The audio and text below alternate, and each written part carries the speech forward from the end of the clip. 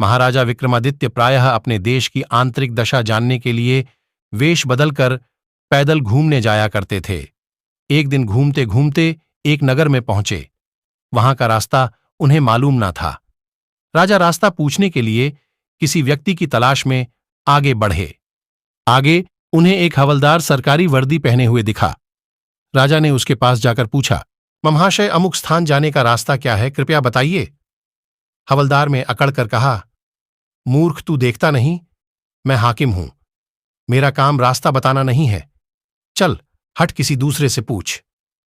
राजा ने नम्रता से पूछा, महोदय, यदि सरकारी आदमी भी किसी यात्री को रास्ता बता दे तो कोई हर्ज तो नहीं है? खैर, मैं किसी दूसरे से पूछ लूंगा, पर इतना तो बता दीजिए कि आप किस पद पर काम करते हैं।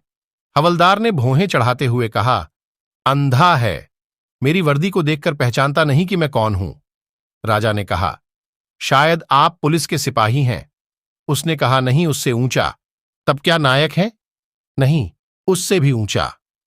अच्छा, तो आप हवलदार है? हवलदार ने कहा, अब तू जान गया कि मैं कौन हूं, पर यह तो बता, इतनी पूछताछ करने का तेरा क्या मतलब, और तू कौन है? राजा ने कहा, मैं भी सरकारी आदमी हूं।